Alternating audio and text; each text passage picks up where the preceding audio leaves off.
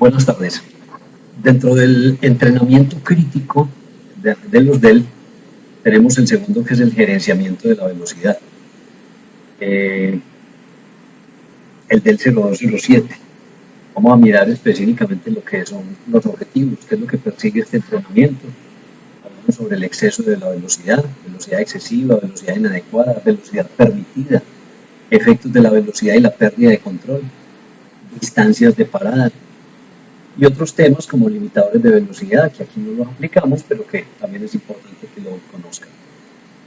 Papel de la compañía con respecto a este tema de exceso de velocidad, equipos de monitoreo, bueno y mal comportamiento en la conducción y gerenciamiento del transporte. Aquí paramos un momento el video, vamos a un segundo video que nos muestra precisamente un tema impactante con respecto a la velocidad y hacemos una pausa. Objetivos, básicamente son 3 objetivos: asegurar que el conductor reconozca y comprenda consecuencias del exceso de la velocidad, brindar las herramientas necesarias al conductor para la administración segura de la velocidad y definir la política de MESER en relación al uso de instrumentos de monitoreo de velocidad como tacógrafos, computadoras a bordo. Bueno, me disculpan que haya mencionado MESER, pero en este momento pues tenemos una ambigüedad. Somos actualmente MESER, pero todavía manejamos papelería Linde. Digamos que la aplicación es la misma, los objetivos, el concepto del entrenamiento es el mismo, pero ya nos llegará la información respectiva de MESER en su momento. La velocidad es uno de los principales factores que contribuyen para grandes incidentes con vehículos dentro del grupo Linde. Existen 2 tipos de problemas con la velocidad. Ya sabemos que existe velocidad excesiva y velocidad inadecuada. La velocidad excesiva es cuando estoy viajando más rápido que el límite de velocidad.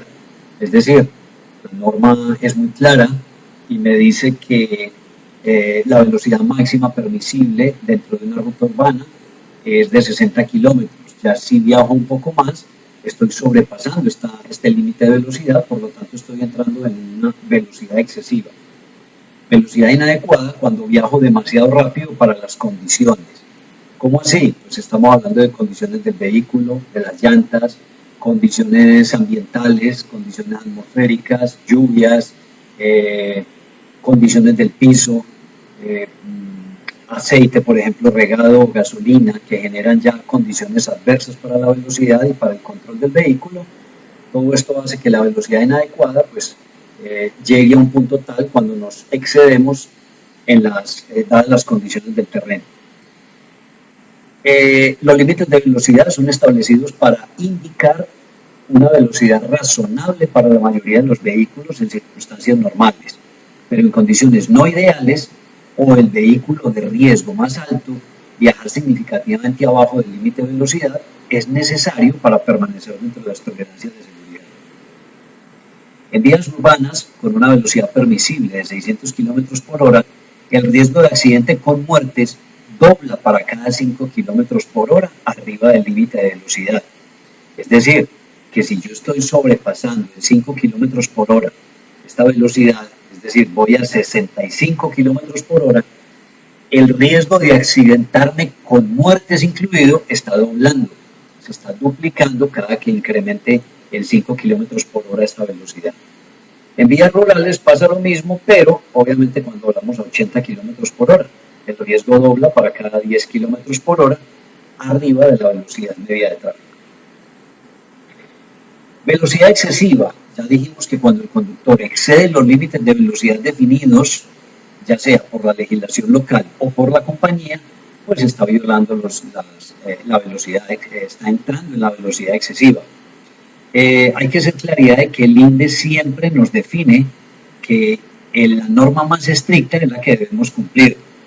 No, caso concreto no es exento el tema de la velocidad, porque hay sitios donde en el país, por ejemplo, se puede andar a 100 km por hora, pero Linde mantiene el mismo esquema de 80 km como máximo dentro del recorrido rural.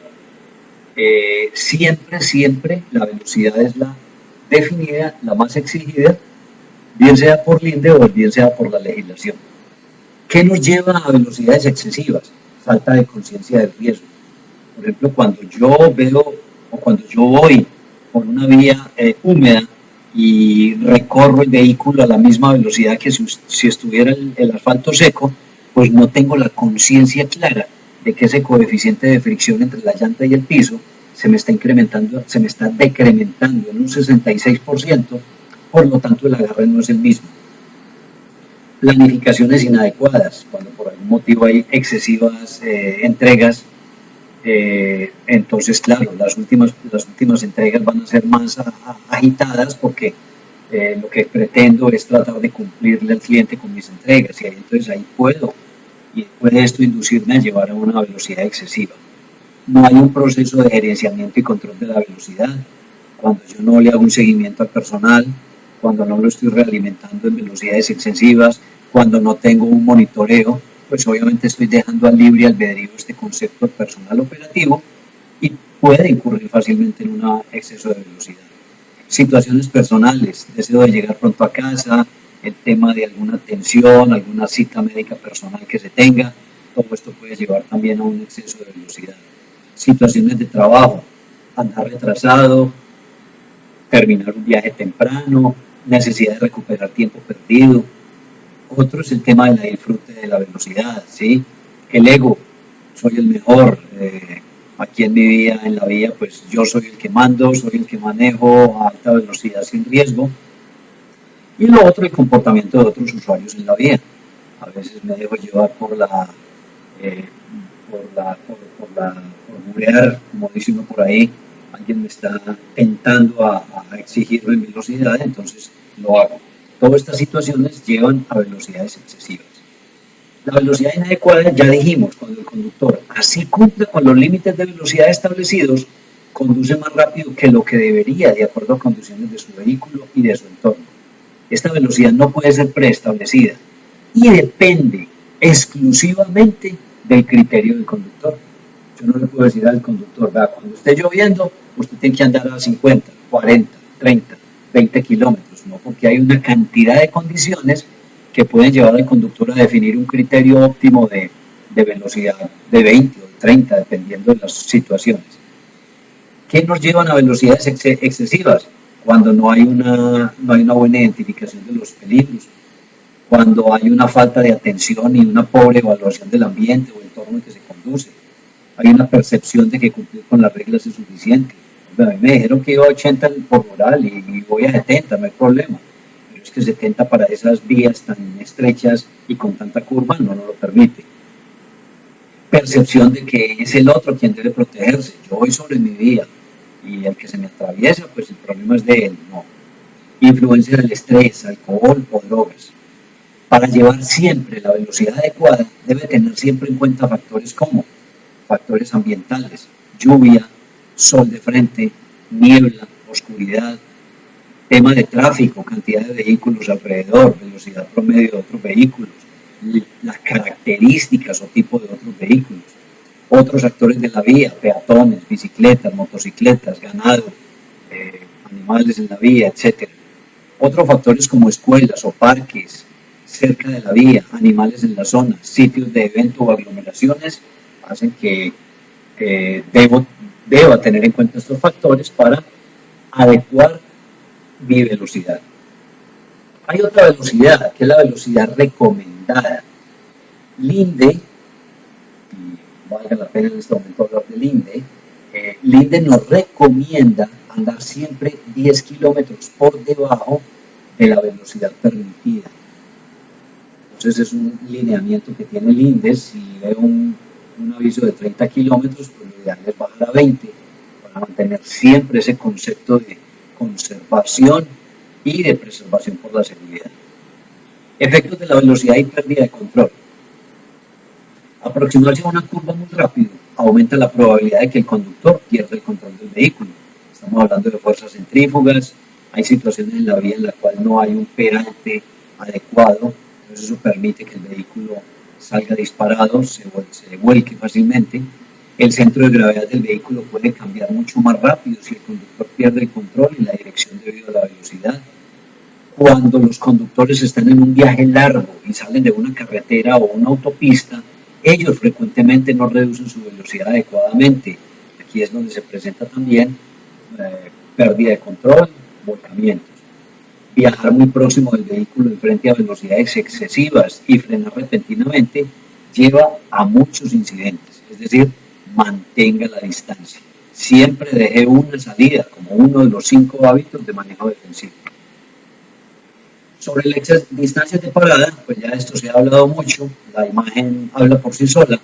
Estamos hablando básicamente de que hay 4 distancias para detener inicialmente un vehículo. Estamos hablando de la distancia de percepción, es cuando yo me doy cuenta de que hay algo y que tengo que frenar inmediatamente.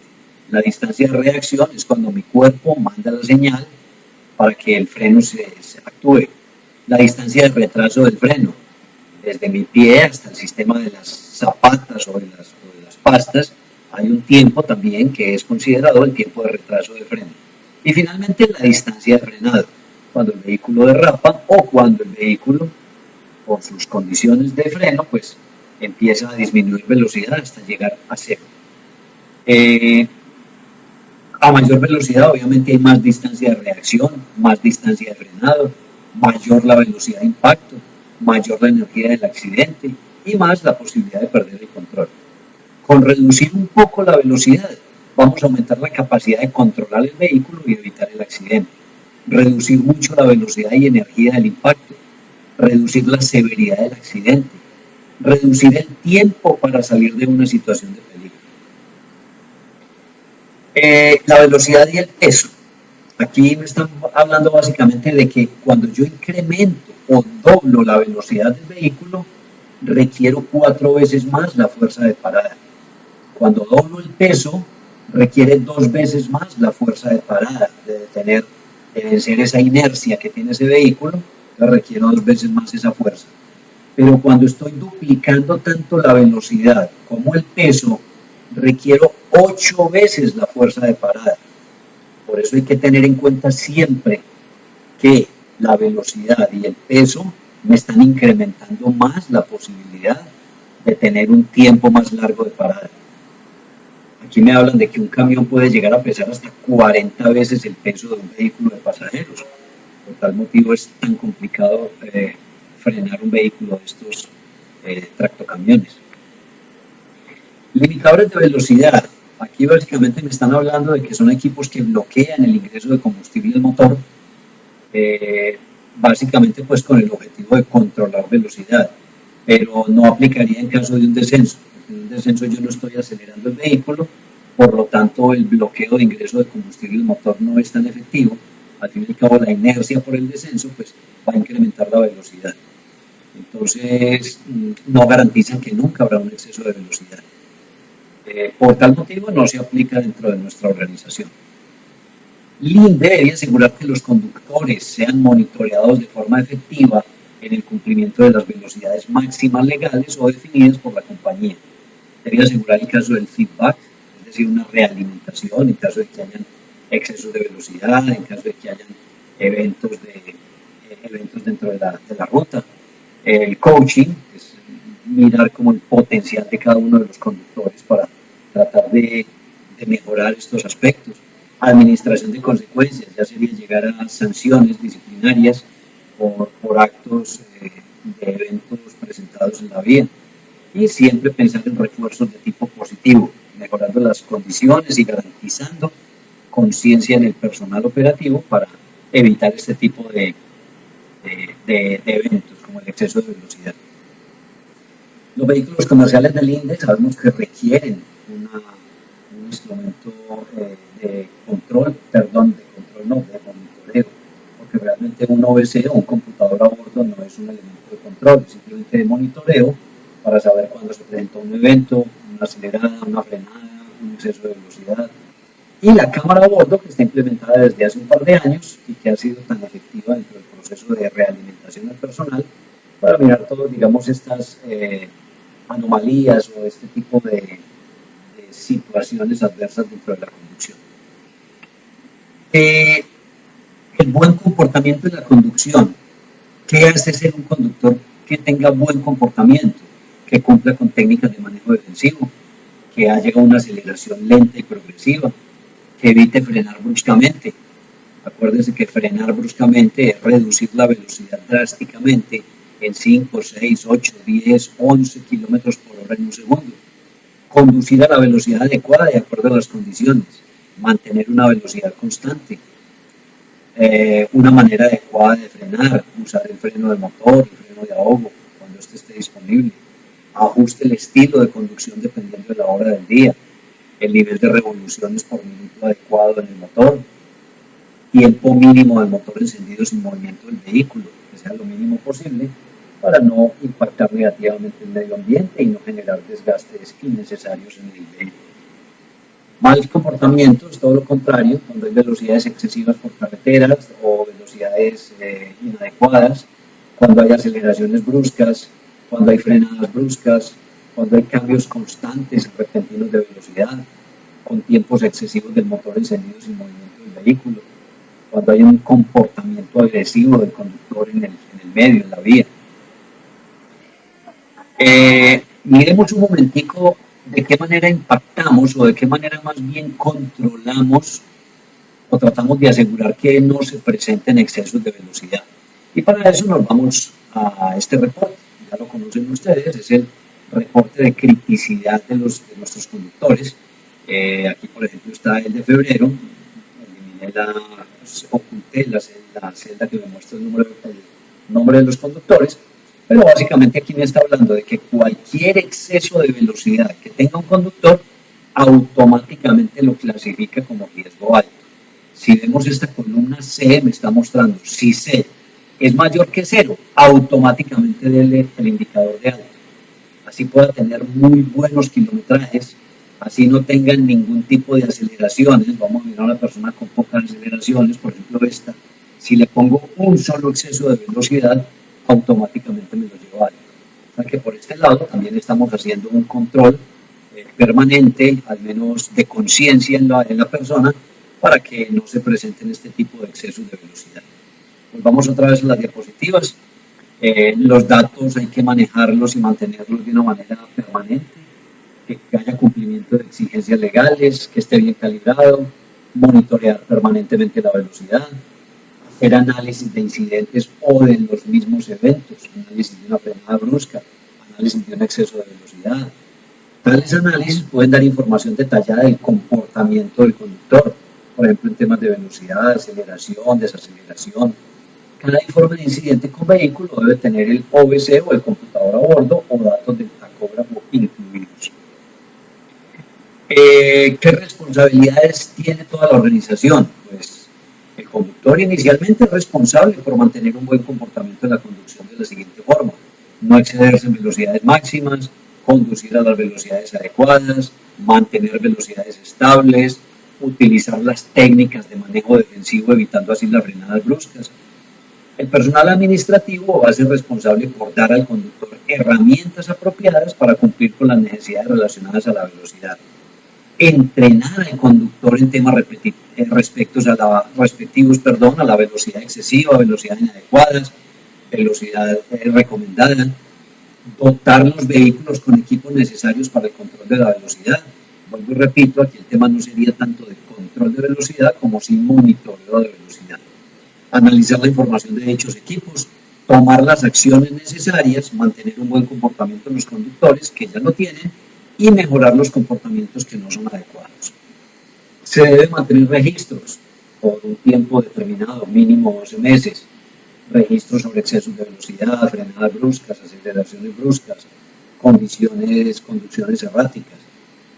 Conducir a una velocidad adecuada y segura depende únicamente de usted. Usted es quien decide. Recuerde, la velocidad mata. Esto hace parte del entrenamiento, muchachos, lo que les decía, del gerenciamiento de velocidad. Y aquí pasamos entonces a realizar una evaluación para que nos confirme que las diapositivas y todo lo que se dijo en